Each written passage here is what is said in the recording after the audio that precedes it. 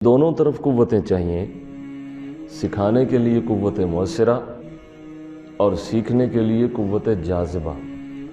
اگر سکھانے والے کے اندر قوت مؤثرہ اور قوت نافذہ ہو بھی اور سیکھنے والے کے اندر قوت جاذبہ نہ ہو تو پھر بھی اثر نہیں ہوتا۔ لہٰذا اگر آپ کسی بڑے آدمی کے پاس جاتے ہیں اور بڑا آدمی آپ کو بڑی بات سکھاتا ہے لیکن آپ کے اندر قوت جاذبہ ہی نہیں ہے، تو چونکہ آپ کے اندر قوت جاذبہ نہیں ہے یا آپ نے پیدا نہیں کی یا آپ پیدا کرنا چاہتے نہیں یا کسی وجہ سے وہ پیدا ہو نہیں رہی، وہ ظاہر ہو نہیں رہی، اس لیے اس بڑے آدمی کی بڑی باتیں بھی ضائع ہو جاتی ہیں۔ ایک مثال میں آپ کے سامنے قرآن مجید سے رکھتا ہوں کہ حضرت نوح علیہ السلام نے اپنی قوم کو 950 سال تبلیغ کی، پھر بھی وہ نہیں سدھرے، تو کیا حضرت نوح میں قوت نافذہ اور مؤثرہ نہیں تھی؟ بہت زبردست تھی، لیکن مسلسل کفر اور ہٹ دھرمی کی وجہ سے ان کی قوم کے اندر قوت جاذبہ نہیں تھی جو حق کو قبول کر سکے۔ اچھا، کبھی یوں بھی ہوتا ہے کہ کسی کے اندر قوت جاذبہ ہوتی ہے لیکن وہ جذب بری چیزوں کو کرتا ہے۔ اگر آپ نے اپنی قوت جاذبہ چیک کرنی ہو تو آپ کسی ایسے منظر کو دیکھیے جو آپ کو بھلا لگتا ہو، آپ اس منظر میں کھو جائیں گے۔ اس کا مطلب یہ ہے کہ منظر نے اپنا اثر آپ کے اندر داخل کر دیا۔ آپ کو اپنی قوت جاذبہ کا علم ہو جائے گا کہ وہ کس قدر ہے، کتنے فیصد ہے۔ آپ کو ایک خاص قسم کی صورت بھلی لگتی ہے، آپ اس کو دیکھتے رہیں اور محسوس کرتے رہیں کہ وہ آپ کے اندر کتنی جذب ہو رہی ہے، تو آپ کو اندازہ ہو جائے گا کہ آپ کے اندر قوت جاذبہ کتنی ہے۔ آپ کوئی نغمہ سنتے ہیں، کوئی غزل سنتے ہیں، کوئی شعر سنتے ہیں یا کوئی ایسا سین دیکھتے ہیں جو نامناسب ہے، تو وہ سین، وہ نغمہ، وہ غزل، وہ شعر، وہ ہر چیز، حتیٰ کہ وہ لذیذ کھانا، وہ خوشبو بھی آپ کے اندر جذب ہو رہی ہوتی ہے۔ تو انسان ہر روز بہت ساری چیزوں کو اپنے اندر جذب کرتا ہے اور بہت ساری چیزوں کو دوسروں پر نافذ کرتا ہے، اسے علم ہی نہیں ہوتا کہ میرے اندر چیزیں کون سی جذب ہو رہی ہیں۔ آپ برے آدمی کے پاس بیٹھیں گے تو برائی آپ کے اندر جذب ہونا شروع ہو جائے گی، آپ کو محسوس ہی نہیں ہوگا۔ بیٹھتے بیٹھتے بیٹھتے بیٹھتے ایک دن آپ برے ہو جائیں گے اور آپ کو محسوس نہیں ہوگا کہ میں برا کیسے ہو گیا۔ اصل میں برا آدمی اور اس کے وجود کے اندر کی برائی آپ کے اندر نفوذ پکڑ رہی تھی، آپ اسے جذب کر رہے تھے، آپ کو احساس ہی نہیں ہوا۔ پھر ایک دن آپ برے ہو گئے تو آپ کو احساس ہوا کہ اب میں تو برا ہوں۔ تو پوری روئے زمین پر یہ دائرہ صرف حیوانات کے اندر نہیں ہے، نباتات اور جمادات تک جذب کرتے ہیں۔ جیسے کہتے ہیں کسی چیز کو سک کر لینا، سک کر لینا۔ اچھا، ایک بات ہے کہ خورشید سے مجرم گر کسے بینا نیست، سورت کا کیا قصور ہے اگر کوئی اندھا ہو؟ اگر کوئی اندھا ہو تو سورت کا کیا قصور ہے؟ اس کا مطلب یہ ہے کہ اس کی آنکھ کے اندر دیکھنے کی صلاحیت نہیں ہے۔ اس کا یہ مطلب نہیں کہ سورج کے اندر روشنی نہیں ہے۔ سورج کے اندر قوت مؤثرہ ہے، حرارت پہنچاتا ہے، لیکن آگے کوئی شخص اس کی حرارت سے بچنے کے لیے کوئی پردہ لگا لیتا ہے، روشنی نہیں پہنچتی، حرارت نہیں پہنچتی، جذب نہیں ہوتی، نہ حرارت جذب ہوتی ہے نہ روشنی جذب ہوتی۔ کسی تاریک کمرے کے اندر آپ بیٹھ جائیں اور دن کے 12 بجے ہوں، اس کے اندر روشنی نہیں جائے گی کیونکہ وہ بند کمرہ ہے اور کوئی جگہ ہی نہیں ہے اندر داخل ہونے کی۔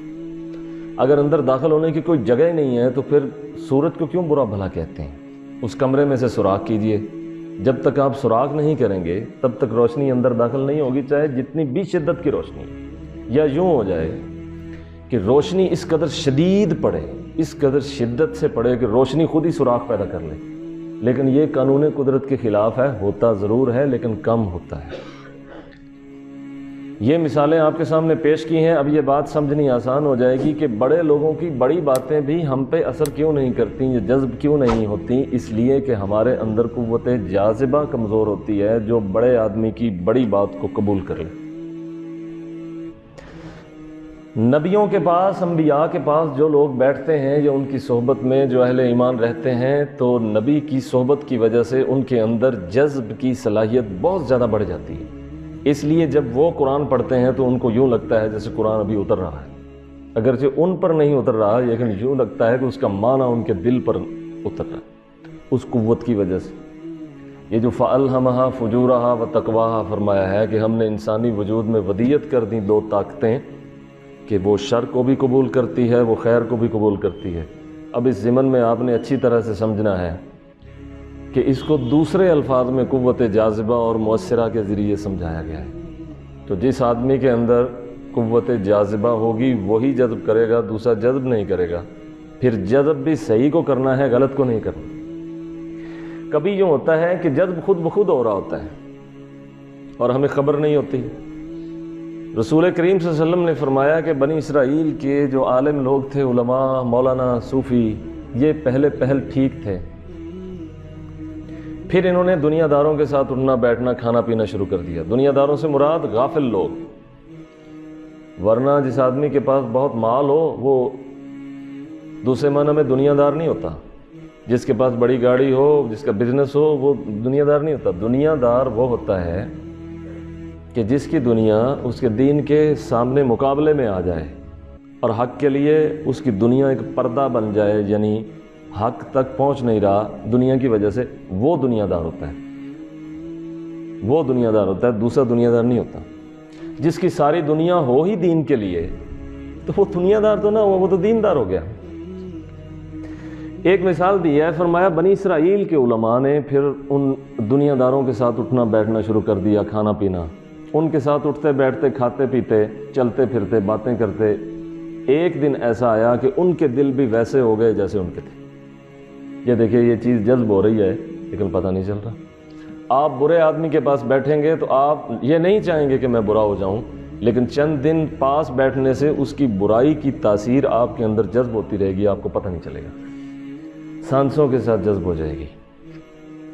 جیسے کوئی چیز ہوا میں حل ہو جاتی ہے اور پھر ہوا جب چلتی ہے تو وہ چیز دوسرے تک پہنچ جاتی ہے۔ ہوا کے اندر جیسے جراثیم ایک دوسرے میں داخل ہو جاتے ہیں، تو ویسے ہی برائی اور اچھائی یہ بھی جذب ہو جاتی ہے۔ اسی لیے فرمایا کہ نیک لوگوں کے پاس بیٹھو گے تو ان کی زبان کی تاثیر تمہارے اندر جذب ہوتی رہے گی، سیم ایز اٹ از، جیسے کہ تم برے کے پاس بیٹھتے ہو تو اس کی برائی تمہارے اندر داخل ہو جاتی ہے۔ حضرت نوح علیہ السلام کے وجود میں قوت مؤثرہ اور قوت نافذہ بہت زیادہ تھی، لیکن ان کی قوم کے اندر قوت جاذبہ نہیں تھی جو حق کو قبول کرے، بلکہ جذب تھا۔ یہ نہیں کہ تھا نہیں تھا، لیکن وہ شیطان اور نفس کے اثر کو قبول کرتا تھا، وہ ہدایت کے اثر کو قبول نہیں کرتا تھا۔ تو پھر 950 سال تبلیغ کے بعد بھی حضرت نوح کی قوم کافر کی کافر رہ گئی۔ قرآن مجید میں جب قصہ نوح کا ذکر ہوا ہے تو آخر میں حضرت نوح کی ایک دعا کا ذکر ہے۔ حضرت نوح دعا کرتے ہیں کہ اے الہی، اس قوم کو اب نیست و نابود کر دے، اگر تو انہیں چھوڑے گا، انک ان تذرہم یضلوا عبادک ولا یلدوا الا فاجرا کفارا، اگر تو ان کو چھوڑے گا تو یہ تیرے دوسرے بندوں کو بھی گمراہ کریں گے اور ان کے ہاں بچے بھی پیدا ہوں گے تو وہ بھی فاجر اور کافر ہوں گے۔ اب دیکھیے، کسی کی پیدائش سے پہلے تو آپ نہیں کہہ سکتے کہ یہ فاجر اور کافر ہی پیدا ہوگا، کیونکہ قرآن مجید میں ہے کہ اللہ تعالیٰ کافر سے مومن پیدا کرتا ہے، مومن سے کافر، اندھیرے سے اجالا تو اجالے سے اندھیرا۔ آپ کیسے کنفرم کر سکتے ہیں کہ فلاں قوم کے اندر جتنے بھی بچے پیدا ہوں گے وہ کافر ہی ہوں گے؟ لیکن حضرت نوح یہ فرما رہے ہیں کہ اگر یہ بچے بھی ان کے ہاں ہوں گے تو وہ بھی ظالم، فاجر اور کافر ہی ہوں گے۔ تو یہ آپ اپنا 950 سالہ تجربے کی بنیاد پہ کہہ رہے ہیں، یا ان کی اس قوت جاذبہ کو ملاحظہ کر کے بتا رہے ہیں کہ ان کے اندر قوت جاذبہ ہی نہیں رہی۔ 950 سال کے مسلسل تجربے کے بعد معلوم ہوا ہے کہ ان کے ہاں جو بچے بھی پیدا ہوں گے وہ بھی ویسے ہی ہوں گے۔ تو بڑے بڑے لوگوں کے پاس قوت مؤثرہ ہے۔ حضرت موسیٰ کلیم اللہ، آپ کی قوت مؤثرہ اور نافذہ میں کسی کو کوئی شک نہیں کہ خدا سے ہم کلام ہوتے ہیں، لیکن وہ شخصیت جو خدا سے ہم کلام ہوتی ہے اور خدا کا ہدایت کا اثر قبول کرتی ہے، اس شخصیت نے جب فرعون سے کہا کہ میرا خدا وہ ہے جو آسمانوں اور زمین کا خدا، تو فرعون پر اثر نہیں ہوا۔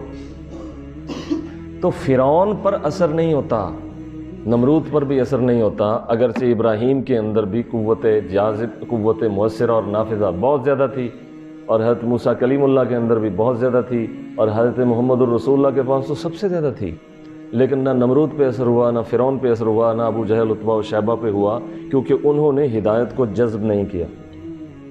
اب یہ بات کافی تفصیلی بات ہے، آپ اتنی بات سمجھ لیں کہ 2 طرح کی قوتیں ہیں۔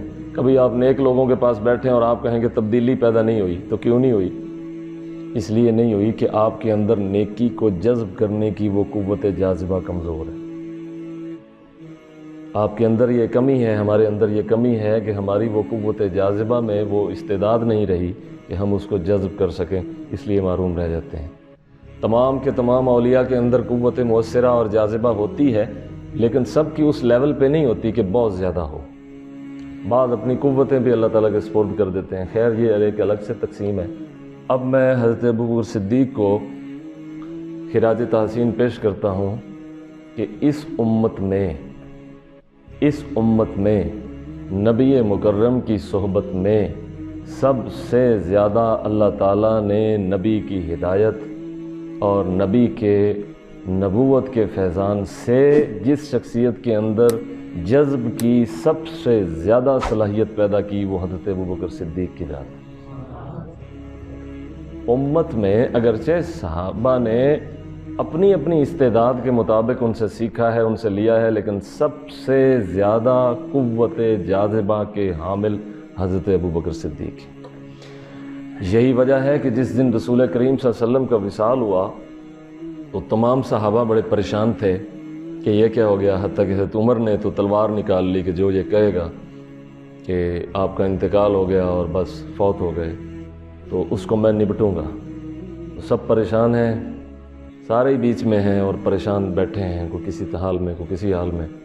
حضرت ابوبکر بڑی متانت سے آتے ہیں، بڑے وقار سے آتے ہیں، اور آپ کے چہرے پر بڑی سنجیدگی ہے، غم بھی ہے لیکن وقار بھی ہے اور روب بھی ہے۔ اب یہ دیکھیے روب بھی ہے۔ آپ آتے ہیں، سیدھے جاتے ہیں حجرے میں، رسول کریم کے چہرے سے کپڑا ہٹاتے ہیں، آپ کے ماتھے کو بوسہ دیتے ہیں اور یہ جملہ فرماتے ہیں کہ طبت حیا و طبت میتا، جب تک آپ اس جہان میں موجود تھے آپ پاکیزہ روح تھے، پاکیزہ وجود تھے۔ آپ اس جہان سے تشریف لے گئے، آپ اسی طرح پاکیزہ ہیں۔ یہ جملہ کہہ کر باہر آ جاتے ہیں، سارے پریشان ہیں کہ اب کیا ہوگا، اب ہمارے ساتھ کیا ہوگا، اب اس مشن کا کیا ہوگا، اب اس دعوت کا کیا ہوگا، اب جس چیز پر ہم ایمان لائے تھے وہ سلسلہ اب تو ختم ہو جائے گا۔ حضرت صدیق باہر آ کر کیونکہ جذب کر لیا تھا، اب یہ دیکھیے یہ جذب کی وجہ تھی کہ اس دن اتنا زیادہ قوت جاذبہ کا اظہار کسی اور دوسرے شخص سے نہ ہوا جتنا حضرت ابوبکر نے کیا۔ باہر آ کر فرماتے ہیں عمر بیٹھ جاؤ۔ کسی میں تو اس دن یہ جرت بھی نہیں تھی کہ وہ حضرت عمر کو یہ کہتا کہ بیٹھ جاؤ۔ عمر رضی اللہ عنہ کھڑے ہوں تو ان کو بٹھانے کے لیے صدیق چاہیے، کوئی دوسرا آدمی حضرت عمر کو یہ نہیں کہہ سکتا تھا کہ کھڑے ہو تو پھر بیٹھ جاؤ یا بیٹھے ہو تو کھڑے ہو جاؤ۔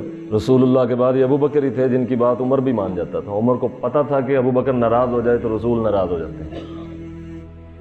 ہاں آپ باہر آتے ہیں اور حضرت عمر سے کہتے ہیں کہ بیٹھ جاؤ، چنانچہ حضرت عمر بیٹھ جاتے ہیں۔ اس کے بعد آپ وہ آیت پڑھتے ہیں وما محمد الا رسول متبعین محمد الرسول اللہ۔ سن لو کہ قرآن مجید میں خدا نے فرمایا ہے کہ محمد بڑی عظمتوں اور شانوں کے ساتھ تشریف لائے، وہ رسول ہیں، ان سے پہلے بھی رسول آئے، وہ بھی دنیا چھوڑ کے چلے گئے، اس جہان میں کوئی ہمیشہ نہیں رہا۔ اگر وہ فوت ہو جاتے ہیں افإن مات أو قتل انقلبتم على أعقابكم، اگر وہ فوت ہو جائیں تو کیا تم پھر پیچھے کفر کی طرف مڑ جاؤ گے؟ ومن ينقلب على عقبيه، جو پیچھے مڑ جائے گا تو فلن يضر الله شيئا، خدا کو کوئی نقصان نہیں ہوگا۔ یہ آیت پڑھتے ہیں تو بعض صحابہ یہ سمجھتے ہیں کہ شاید آج تک ہم نے تو اس آیت پہ غور ہی نہیں کیا تھا، چنانچہ سب کے اندر تازگی پیدا ہو جاتی ہے، سب کے اندر قوت پیدا ہو جاتی ہے کہ نبی جو بات کہہ کے گئے ہیں اس بات کو اپنے اندر جذب کرو، جو فیض دے کے گئے ہیں اس فیض کو اپنے وجود میں جذب کرو، جس دعوت پر تم ایمان لائے ہو اس دعوت کو اپنے سینوں میں جگہ دو، جس بات پر تم نے بیعت کی سی اس پہ پختہ رہو اور پورے جہان میں یہ دعوت پھیلا۔